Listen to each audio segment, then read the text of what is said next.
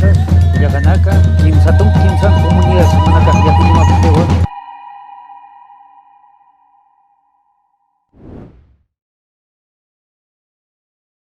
Muy buenas tardes.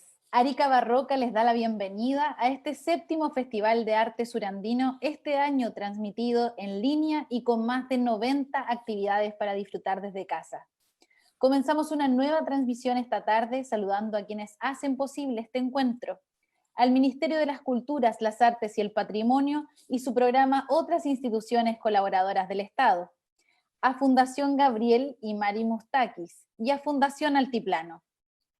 Este año, para apoyar a quienes más sufren debido a la crisis sanitaria, en el portal www.aricabarroca.cl/COVID-19 de nuestro sitio encontrarán información para colaborar con las campañas de Cáritas Chile y la Fundación Recrea. Comenzamos un nuevo relato barroco, espacio en el que nos reuniremos con interesantes invitados e invitadas a conversar sobre arte, patrimonio y conservación. Les recomendamos que mientras escuchamos la ponencia, dejen sus preguntas en el chat o en los mensajes de Facebook para quienes nos siguen desde allí y al final podremos responder alguna de ellas. Para dar inicio a la ponencia de hoy, Si total, aquí no hay nada, de Gabriela Segers, entregamos el micrófono a quien es nuestro director ejecutivo de la Fundación Altiplano, don Cristian Heinsen. Por favor, Cristian, estamos contigo. ¿Cómo estás? Muchas gracias, Claudia. Perdón, ante todo, agradecer a los que nos están acompañando y al equipo de Arica Barroca por esta nueva ponencia. Agradecer especialmente a Gaby, que me toca el honor de presentarla. Vamos a compartir que ella es bióloga, estudió una licenciatura en biología, después se especializó en biología molecular, entiendo, Gaby.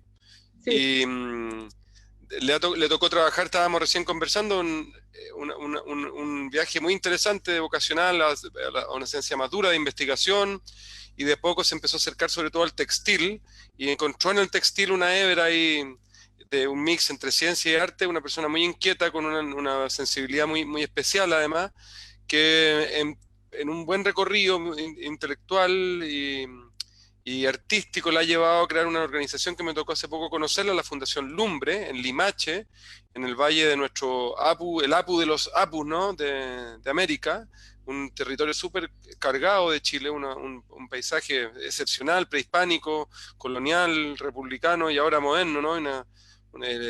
Toda esa zona que está sufriendo ahora una sequía espantosa y una serie de injusticias del agua importantes, y ha creado con otros amigos, investigadores y artistas, un centro como de pensamiento, de reflexión. Están acompañando o acompañándose de don Gastón Zulet, nada menos. Además, inician estos días unas charlas con él, así que una maravilla ahí de hacer buena cultura, compartir en regiones, ¿no? En pueblos, la ruralidad también. Así que compartimos un poco esa vocación y celebrar su esfuerzo y que venga hoy día a aprender al alma sobre esta voracidad del mundo del progreso que ve paisaje disponible por todos lados, ¿no? Así que agradecerle y con eso celebramos que estamos con Gaby y las dejamos con ustedes. Muchas gracias a todos. Muchas gracias, Cristian. Hola a todos. Voy a poner la pantalla. Bueno, como les contaba Cristian, dentro de todos los recorridos, ¿cierto? Partiendo por la ciencia, el arte que siempre ha estado ahí dando vuelta, en realidad ha sido como un trabajo paralelo, ¿sí? Después de todas esas vueltas, ¿cierto? Hace algunos años, hace 6 años que llegué acá a vivir a Limache y junto con unos amigos creamos una fundación que se llama Fundación Lumbre, y llevamos 6 años ya trabajando acá en la comuna de Limache. Limache tiene una condición, no sé si particular a esta altura, porque en realidad es algo que ha pasado en todos los pueblos en Chile, ¿cierto? En que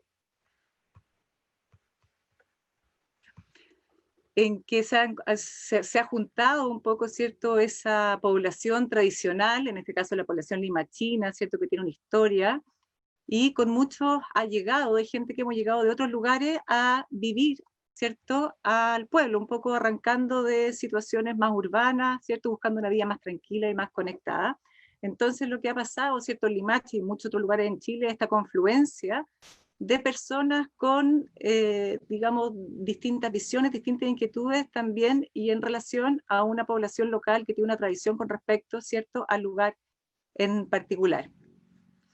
Ahora, dentro de las cosas que hacemos en nuestra fundación, ¿cierto?, la mayoría están vinculadas al arte, a la ciencia y a la literatura.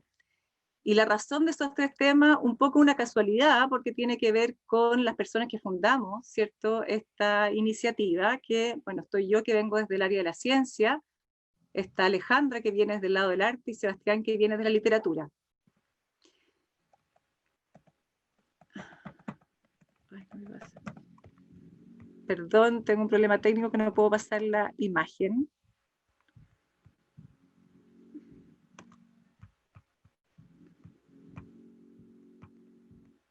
Ahí sí, perdón.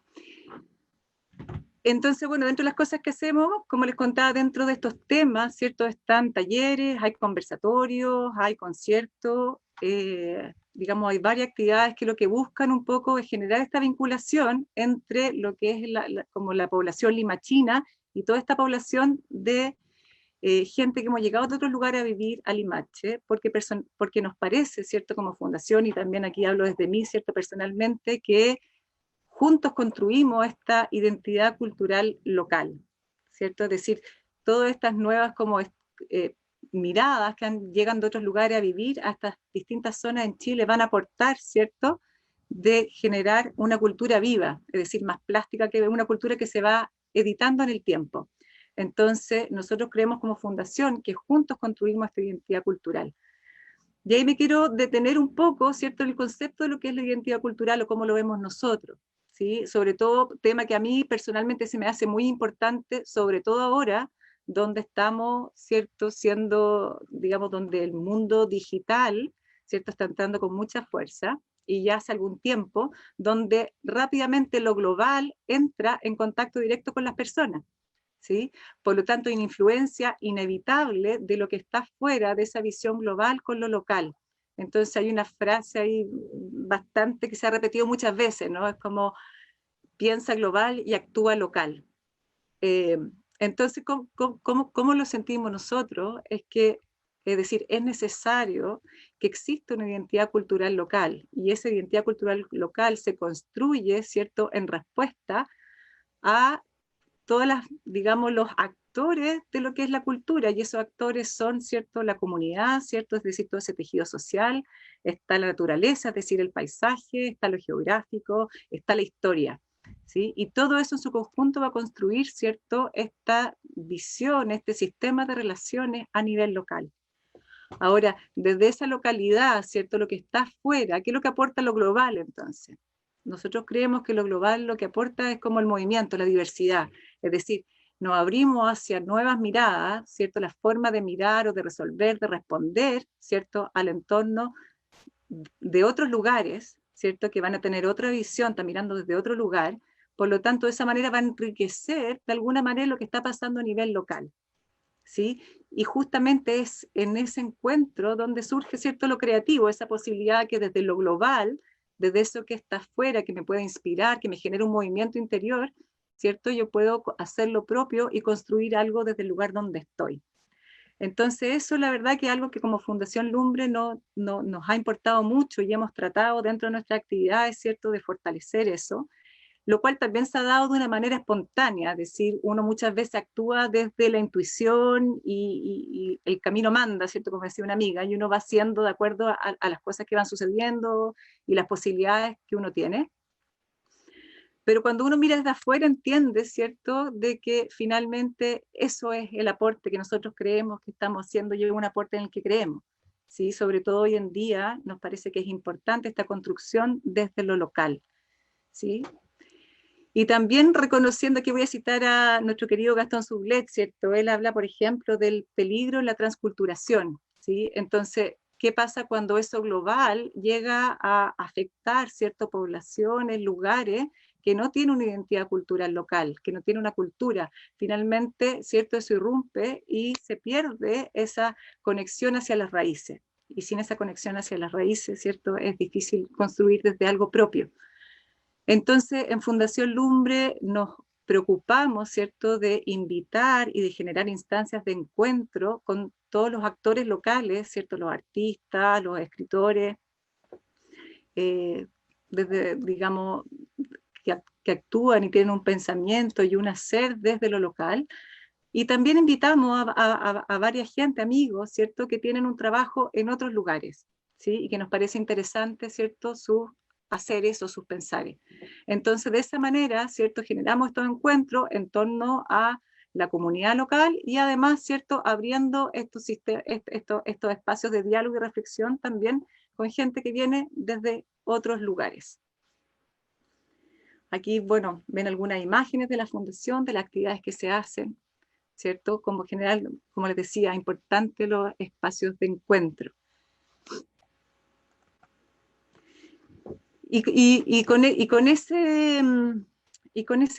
esa visión, ¿cierto? Es decir, desde lo local y lo global, también es, bueno, la observación como punto de partida, y aquí quiero citar, aquí tengo una cita del artista Joseph Beuys, que dice que él habla de las polaridades, ¿no? Entonces él habla de la polaridad de intuición, razón, arte y ciencia, cultura, naturaleza. Cada proceso carece de sentido sin su contrario. Se define a partir de él y de igual modo que posee la capacidad de afirmarse.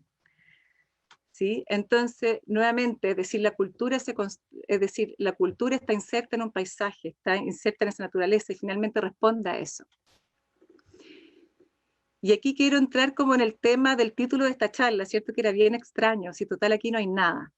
¿Sí? Y ese título en realidad tiene que ver con una muestra artística, y aquí está el vínculo del arte y la ciencia, ¿cierto?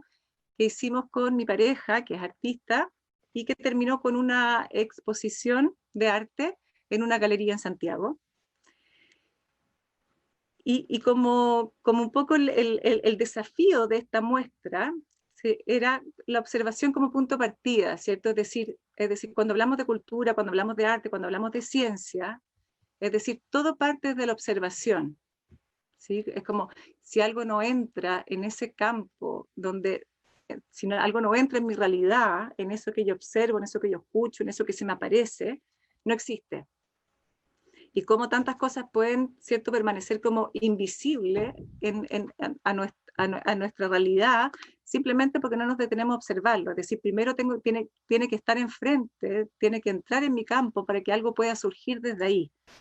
Entonces aquí también hago de nuevo la vinculación con la fundación. A nosotros nos interesa generar ese movimiento, nos genera poner temas enfrente, poner un pensamiento, poner un cuestionamiento, poner una inspiración, ¿sí? Justamente para abrir ese campo de observación y que desde ahí puedan pasar cosas. Es decir, uno pone el estímulo, ¿cierto? Y lo que nos interesa es lo que pueda suceder dentro de la individualidad de cada persona, porque justamente es con toda esa sumatoria de individualidades que coexistimos en un lugar, es que formamos la cultura. Entonces, digamos, con estas divagaciones, con estas reflexiones en torno a lo que observamos, en torno a ese movimiento que nos genera interno, ¿cierto? Fue como este desafío de, bueno, juntemos el arte y la ciencia, o juntemos, ¿cierto?, la cultura y la naturaleza, y veamos qué nos dice. Entonces, el encargo, digamos, autohecho por nosotros mismos, fue durante un año hacer caminatas, las cuales su principal objetivo era la observación, ¿sí? Entonces empezar como a ver, bueno, ¿qué vemos? ¿Por qué lo vemos? Y de eso también colectar en estas caminatas, es decir, era salir a la naturaleza y ver qué cosas aparecen ahí, ¿cierto? Qué cosas llaman mi atención, me hace detenerme y me hace recogerlo, ¿sí? Lo cual un poco opera al azar, ¿cierto? De una casualidad que eso se pone enfrente, ¿cierto? Pero por otro lado también hay un gesto individual y hay un tiempo y una dedicación personal que uno le pone, ¿cierto?, esa observación, a que estoy dispuesta a ver, estoy dispuesta a encontrar, estoy dispuesto a ver lo que la naturaleza me ofrece en ese momento. Y ahí un poco, bueno, cada cual, éramos 2 personas en este proyecto, entonces también cada cual abarcaba esta experiencia desde distintos lugares, ¿sí? Lo que a mí me movilizaba quizás, siendo que yo estoy, no sé, quizás por deformación profesional, siempre estoy en esa observación, ¿sí? Siempre me interesa estar como, le doy tiempo a ese espacio, sobre todo, ¿cierto?, en la naturaleza.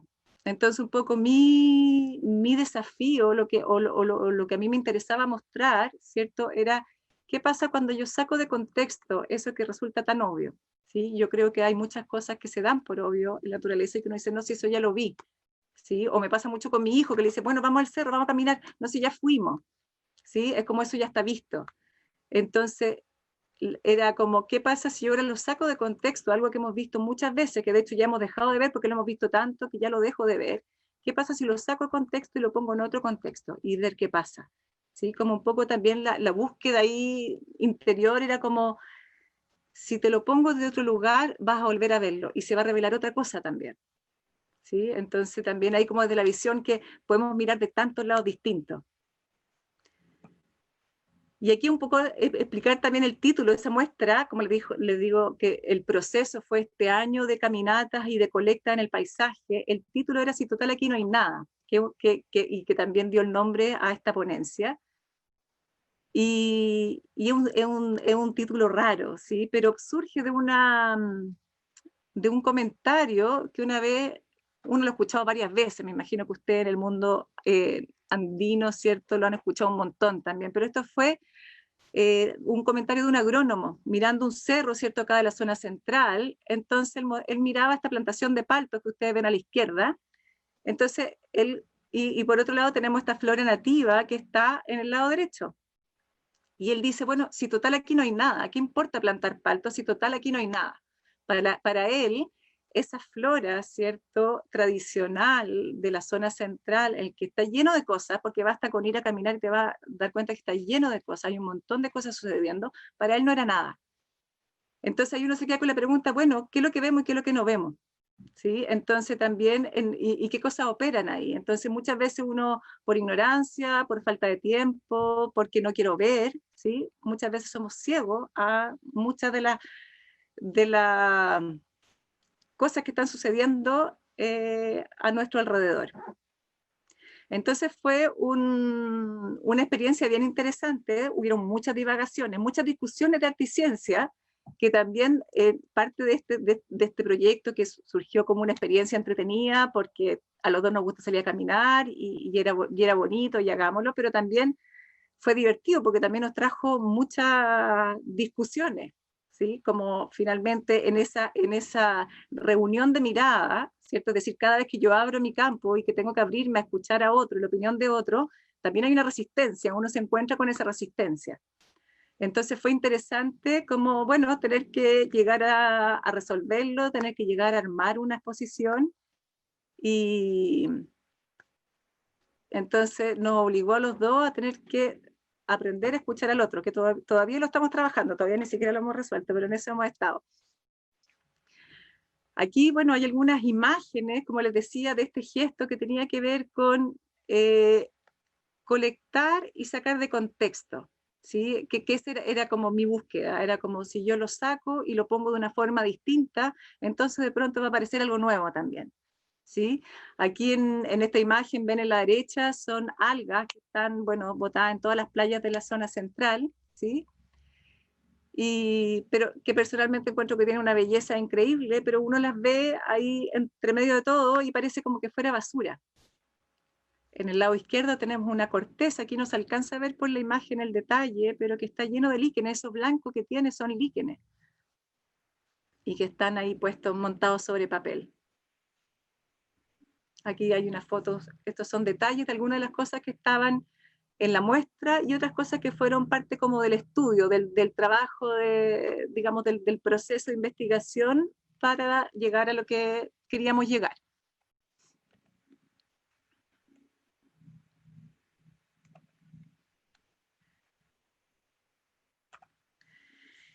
Y aquí hay una imagen de la sala, finalmente este fue el resultado, ¿cierto? Esto fue ya todos los trabajos montados. Y claro, aquí toda la puesta en escena fue, aquí entró la visión de Patrick, ¿cierto? Es decir, ¿cómo yo presento este trabajo? Entonces, claro, estaba esta presentación que era como un laberinto en que estaban todas estas mesas donde estaban desplegados todas estas colectas y que era como un formato que era muy fluido de recorrer. Y bueno, el resultado de esto fue divertido también porque la puesta en escena, es decir, fuimos a Santiago a montar y tuvimos al final como 4 horas en poder montar todo, ¿sí? Entonces también fue nuevamente es como el mismo ejercicio de caminar por el monte y recoger lo que a uno, ¿cierto?, le llama la atención. También fue, bueno, ahora cómo dispongo esto en todas estas mesas, ¿cierto? Entonces también hubo harto azar ahí y hubo harto también como un diálogo silencioso, ¿sí? De hecho, mientras montábamos la muestra, cada uno en silencio iba poniendo las cosas como creía que tenían que ir viendo, y después llegaba el otro por atrás y las cambiaba, y así cada cual íbamos girando en torno a las mesas y desplegando todo este escenario. Entonces fue como, y yo creo que fue el momento de todo el proceso donde mejor dialogamos, cada uno callado, ¿cierto? Como interviniendo el paisaje de la manera como intuitiva. Hay algunos detalles de las mesas, ¿cierto? Ahí como iban desplegadas como los trabajos. Y fue muy bonito la experiencia de esto. La inauguración de la muestra fue mucha gente, y para mí, que no tenía una experiencia con el mundo del arte en realidad, y que tenía una resistencia también, como a llegar a mostrar el trabajo, y como sintiendo que era algo tan cotidiano que no me parecía que tuviera que mostrarse finalmente, ¿no? Como algo, como ese acto cotidiano de mirar y colectar, a mí me parecía que no meritaba una muestra de arte, pero fue sorprendente ver el resultado, y que justamente se cumplió como ese deseo, ¿no? De que la gente se detuviera a mirar. Y fue muy bonito, realmente la gente sí se tomó el tiempo de observar cada una de estas mesas, y muy sorprendida de encontrarse con esos objetos que estaban tan acostumbrados, que eran tan ordinarios, muchos de ellos del patio de la casa, ¿cierto? Y que de alguna manera lo volví a mirar desde otro lugar, ¿sí? Como se me revelaba. Y entonces fue muy bonita la experiencia. ¿Cómo estamos con el tiempo? Sí. Y como todavía nos queda tiempo, ¿cierto? Y yo en realidad creo que eso es todo lo que tengo para decir. Los voy a dejar aquí con Patrick, que les va a hablar un poco de este ejercicio desde el lado del arte.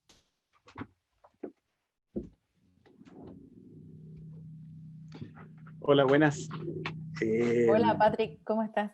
Bien, gracias. Estaba calladito ahí al lado. Bueno, les cuento un poco una visión. Fue algo bastante interesante porque, claro, Gabriela, teníamos perspectivas muy distintas, pero el llevarlo a una puesta en escena o cruzar estos dos mundos generaron varios intereses, creo que. Y volviendo al tema de la fundación, creo que es tremendamente importante el diálogo interdisciplinario entre distintas relaciones. Creo que es bastante clave, y en ese sentido voy a hablar específicamente de mi experiencia con respecto a la muestra, que en las caminatas a mí se me reveló también al usar lupas desde el mundo de la ciencia, cambiar la escala, distintas relaciones, se me abrieron también muchas preguntas en la observación, porque ya no era una observación mirado solo con mi prisma, sino que era una observación también acompañado de Gabriela, que tenía una mirada de la biología también, y mucha información que yo tampoco podía levantar. Obviamente, como dijo anteriormente, claro, uno se va moviendo en distintos territorios. Yo voy a hablar un poco de la puesta en escena de esta exposición, que tenía que ver con llevarlo a una galería comercial con la que trabajo, y que de alguna manera la galería está esperando esculturas o obras de arte. Y creo que el poner la naturaleza en esa, y para mí son colecciones más que obras. En ese sentido, la estrategia de poner esta serie de mesas tiene que ver con dejar, cuando uno entra a la sala, está todo el espacio vacío, porque uno no ve ninguna pieza de la naturaleza, está por la horizontalidad de todas las mesas. Y una vez que la gente empieza a recorrer, se empieza a transformar este laberinto con miles de piezas que nos dejan al cuerpo del espectador en una situación que está siempre mirando al suelo, está siempre sin una mirada de horizonte, sino que está siempre... ¿Qué es lo que pasa cuando uno entra a una galería que generalmente ve 10 cuadros y al tiro los recorre con la vista y elige al tiro, ese me gustó, parte a ese?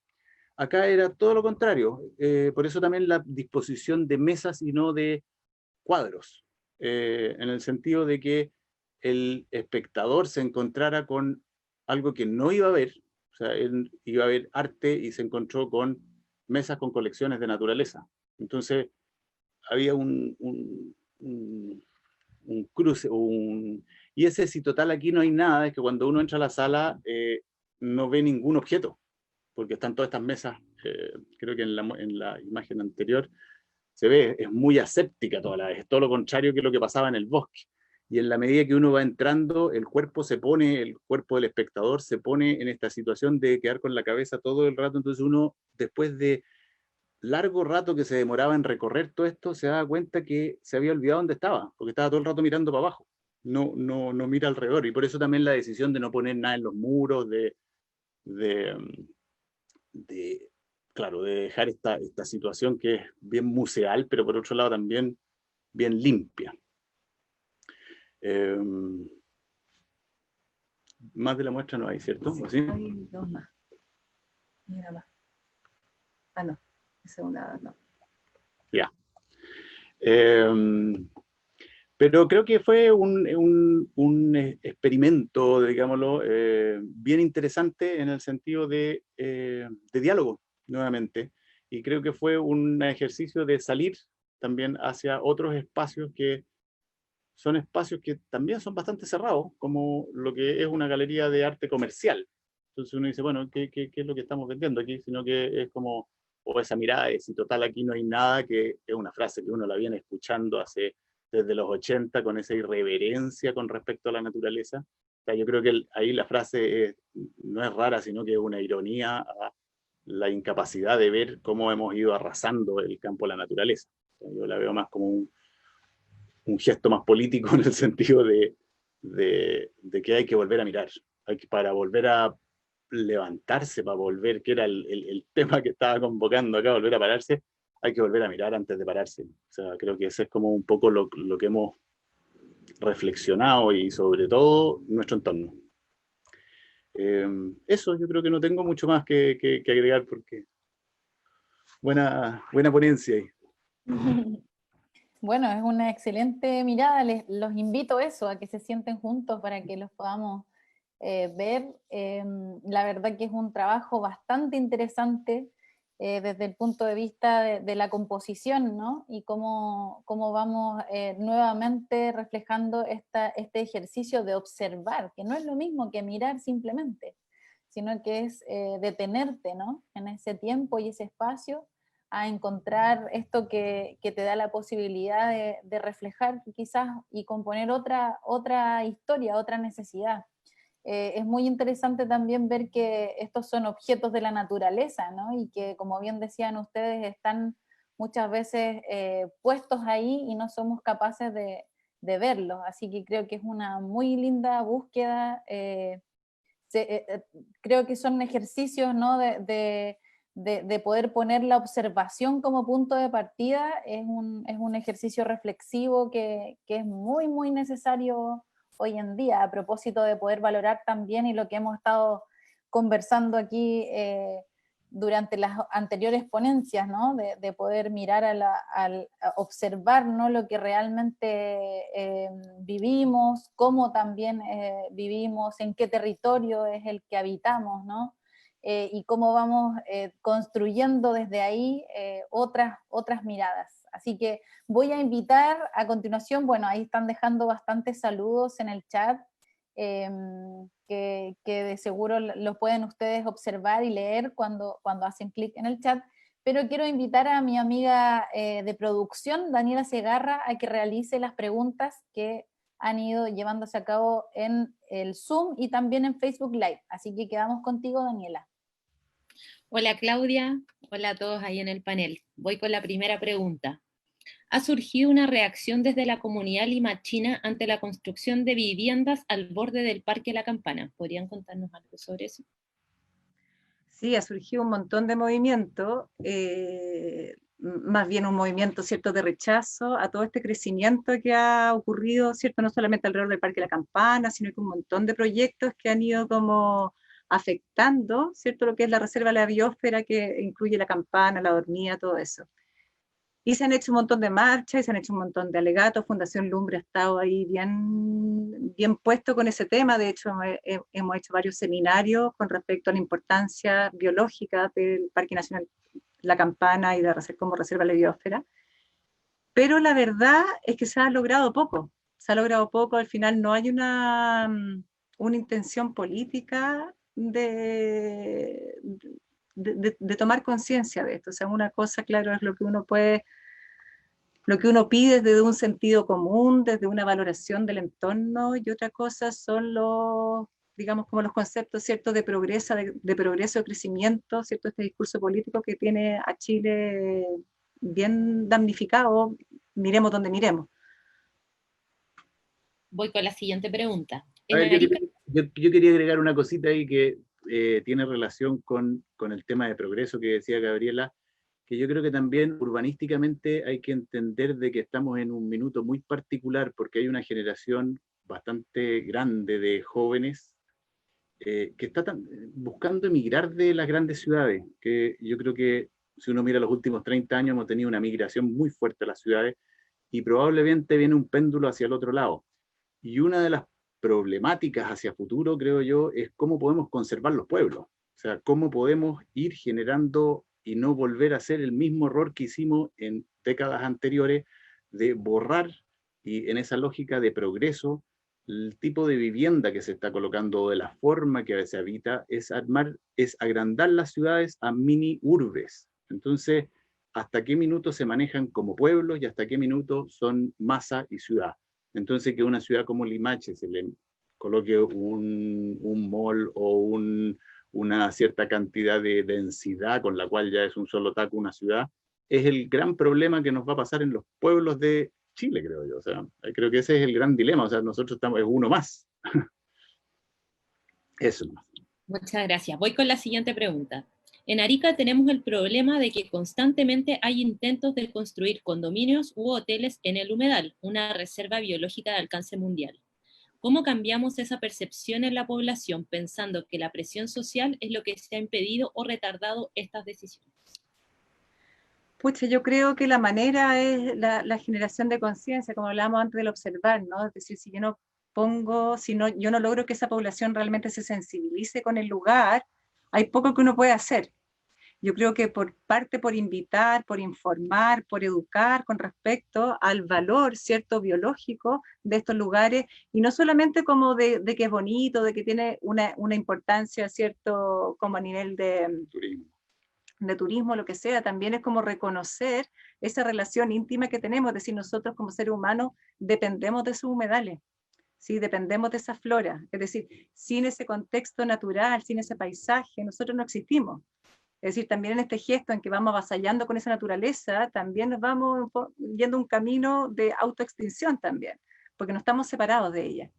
Entonces yo creo que solamente a través de la generación de conciencia, y yo creo que la generación de conciencia parte porque lo puedan ver, que realmente reconozcan que ahí hay algo, qué es lo que hay ahí.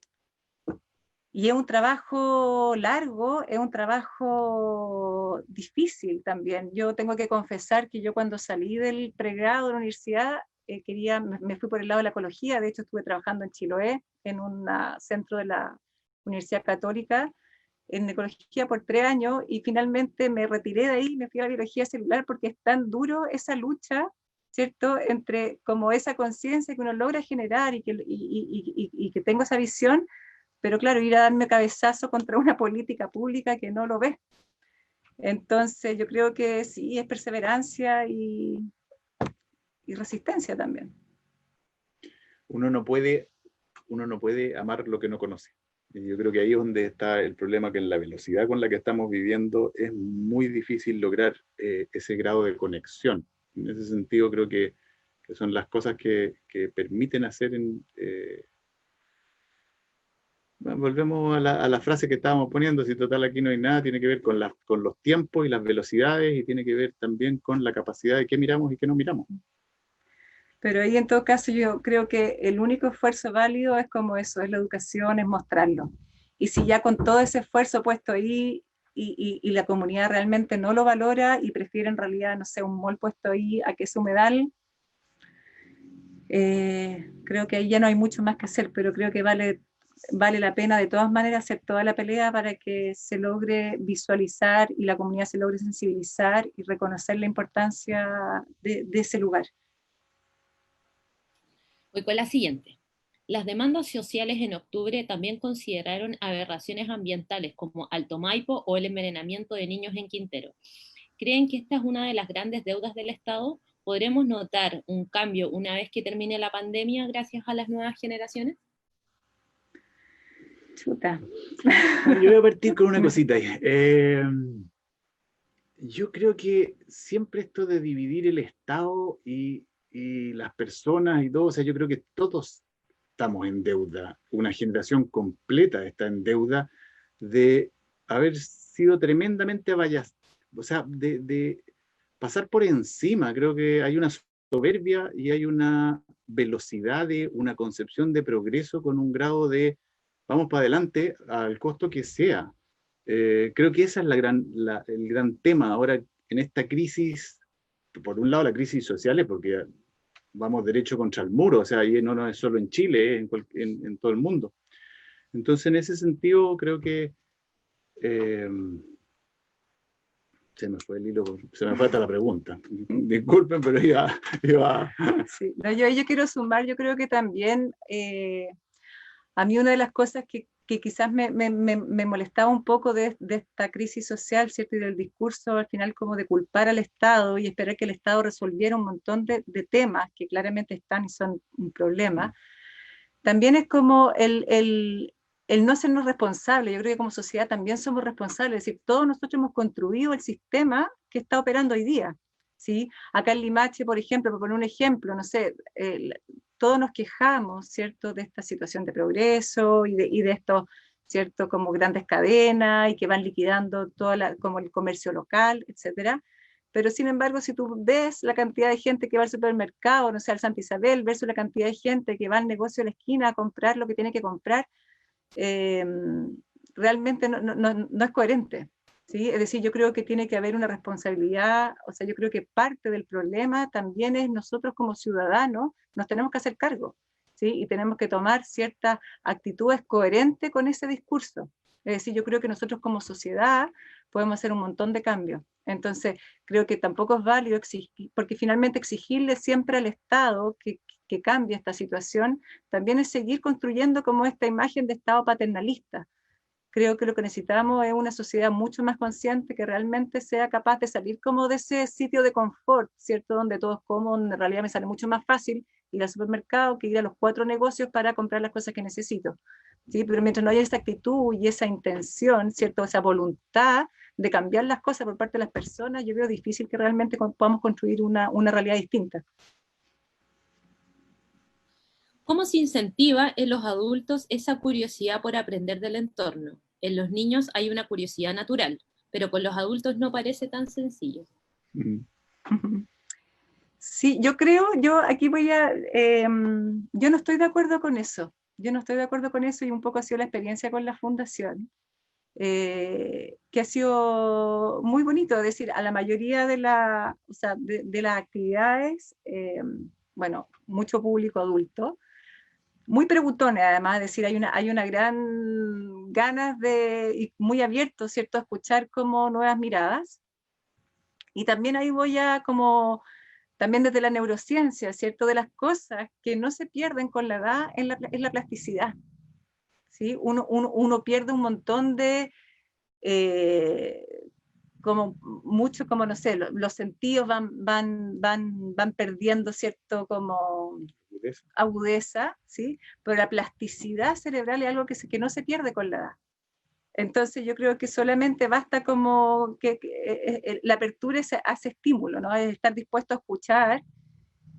Y sí, y yo creo que por lo menos en mi experiencia, desde lo que he visto en la fundación, yo no veo como ese cierre desde los adultos, al revés. Veo un público que está súper interesado y que está muy dispuesto a escuchar otras cosas y a estar abierto también a todo ese movimiento que eso genera, como con eso nuevo que se abre. Quizás también la educación en ese sentido necesita grandes cambios, porque uno ve a los niños con toda esa curiosidad que es innata de un niño, cuánto se demoran en un colegio en perder o en desincentivarlo de la búsqueda, y que tiene que ver con los métodos de enseñanza, que a veces son excesivamente rígidos y con poco prácticos de la experiencia. Entonces creo que educar y entregar conocimientos son cosas distintas, y yo creo que en ese sentido la educación también ya está mirando cómo podemos generar más relaciones de experiencia, cosas que sean ejercicios o que sean personas que tengan mayor plasticidad frente a su entorno. Claro, y ahí Gastón Zulet dice algo muy bonito, ¿no? Que la educación debiera pasar de ser una información, o sea, una educación informativa a una educación formativa. Entonces, al final, claro, quizás los niños, como dices tú, tienen como este gesto mucho más natural en esa cosa lúdica, en esa búsqueda, y quizás los adultos hemos perdido eso lúdico, pero hemos ganado en otro aspecto, en esa conciencia, en esa voluntad que busca ir más allá. Muchas gracias a ambos. Recordar, hay mucha gente en este minuto que nos está preguntando dónde poder ver de nuevo su ponencia, y les recordamos que va a estar en nuestra página web aricabarroca.cl, en nuestras redes sociales y en nuestro canal de YouTube Arica Barroca. Muchas gracias, Claudia. Gracias a ti, Daniela, por dar lectura a estas preguntas que sin duda despliegan un poco más esta ponencia y permiten, ¿no?, ir recabando un poco lo que ha sido también desde el territorio, lo que ha ido sucediendo, ¿no?, históricamente. A nosotros, como bien decía alguna de las preguntas, estamos precisamente en un momento muy delicado. Estamos tratando de defender el humedal en estas condiciones de cuarentena, de pandemia. Ha sido muy difícil y efectivamente las políticas públicas no abarcan la posibilidad de que podamos defenderlo como corresponde, a pesar de que se ha abierto trabajos desde el plan regulador de Arica y todo. Estamos en estos momentos con una tremenda construcción por un territorio privado que está arrasando con mucha cantidad de hectáreas, así que lo lamentamos muchísimo, y bueno, esto nos recuerda también que tenemos que tener esta capacidad, ¿no?, que decía recién Patrick, de que uno no puede amar lo que no conoce, y si quizás no estamos o no lo defendimos en su momento como correspondía, también tiene que ver con eso, ¿no?, con el conocimiento de nuestro propio territorio. Así que agradecerles muchísimo por la sinceridad y honestidad también de poder responder estas preguntas, que son bastante directas, ¿no? El público está ahí atento a lo que vamos conversando, también desde donde ustedes están situados, así que agradecerles muchísimo por su tiempo, por este espacio y por querer estar dentro de la programación de Arica Barroca 2020. Muchas gracias a ustedes también por la oportunidad. Bueno, vamos a invitar a Cristian a que pueda despedir, ¿no?, a estos grandes amigos de la Fundación, por favor. Muchas gracias, muy interesante. Agradecerle a que también que se haya sumado Patrick, así aprovechamos a saludar a don Patrick. Qué buena pareja, a lo andino, ¿no? Chachaguarmi, hombre, mujer, mejor y que acompañándose, y los invitamos para el próximo año, ojalá que vayan a hacer esta travesía de caminata al paisaje andino, ¿no? Conectarlos con algunas comunidades y con algunas instituciones de educación. Sería bonito que esas caminatas acompañadas de niños y de abuelos, coleccionando bellezas, ¿no? Y mostrando lo bonito el ejercicio de descontextualizar, llamar la atención y poner en valor. Yo creo que una dinámica súper oportuna para territorios que están en riesgo, como está en riesgo, no sabemos siempre, nuestros territorios de naturaleza excepcionales, donde siempre llega ahí la amenaza, ¿no? Así que invitarlos para el próximo Barroca, que tal vez no nos toque en cuarentena y podamos hacer una travesía que sería muy bonito verlo. Y cerrar con una reflexión de un profesor importante en Chile de pensamiento original, Maturana, que es colega de la Gaby, ¿no es cierto? Nosotros en la Fundación somos muy enamorados del tema y tratamos de enamorar a la gente de la conservación. Creemos que estamos todos en el mismo negocio hoy día como bichos humanos, ¿no? La conservación es una emergencia, una urgencia, ¿no? Ya como que se acabaron los recursos, ahora es todo tesoro. Hay que patrimonializar todo como quien dice, pero bonita la mirada biológica, ¿no? Y decía la amenaza que hay cuando se rompe la congruencia entre el ser y su medio, ¿no es cierto? Nosotros como especie hemos sido exitosos en la medida que hemos tenido, se ha mantenido esa relación. Y hoy día estamos viendo cómo estamos en peligro básicamente por eso mismo, ¿no? Se ha roto. Entonces, como las culturas ancestrales, gente como Don Gastón o gente como ellos de Inli Machi, la gente humilde a veces tiene esa conexión mucho más fuerte, así que hay que prestarle mucho más atención a ello. Así que muchas gracias y nos vemos en la próxima sesión. Invitamos a todos hoy día a las 7, ¿no? Sí, quiero darles igual el espacio a los chicos por si quieren despedirse de este panel también, o de Cristian, ¿no? Para que nos volvamos a encontrar en algún momento de forma presencial y tenerlos aquí gustosamente en Arica. Excelente, nos encantaría ir a una visita de terreno a Arica, así que para el próximo festival, si estamos liberados, ¿sí? Sin pandemia, por allá nos veremos. Claro, y salir juntos a observar. Y suerte con esa lucha con el humedal. Me imagino el tema sensible que es, y la pelea vale la pena de todas maneras, así que ponerle nomás fuerza. Así es. Bueno, muchas gracias a ustedes por estar presentes aquí esta tarde. Queremos invitar a todas las personas que nos acompañan a las 19 horas, como bien decía nuestro amigo Cristian, vamos a estar con la charla sobre arquitectura abrazando calor, cómo algunos lograron comodidad en entornos abrasadores, de nuestro amigo Pedro Guedes. Y hoy cerraremos la noche con el concierto dramatizado Voces de la Viola de la compañía La Calderona, música y teatro para cerrar esta jornada, así que no se lo pierdan. Inscríbanse también en estos eventos en www.aricabarroca.cl, donde podrán visitar la Galería Barroca, que este año tiene 10 exposiciones de artes visuales y fotografía, y también podrán recorrer la ruta de las Misiones Saraña y sus templos en una visita virtual. Finalmente, no olviden dar un vistazo a los mejores productos de arte y diseño en nuestra feria neobarroca, entre ellos los productos de Chop of the Cerezo, a quienes recomendamos hoy. Y también encontrar a Voces Diseño, que son quienes me acompañan desde el vestuario durante todo este festival.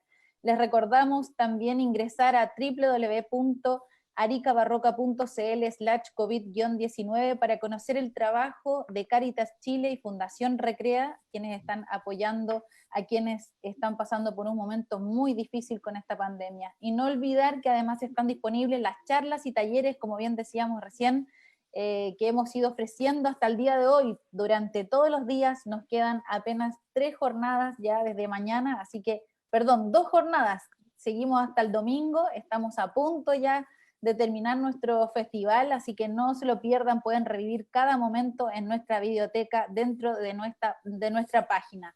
Síganos en nuestras redes, nos vemos entonces a las 19 horas, Sayaricuna, nos levantaremos. Muchas gracias.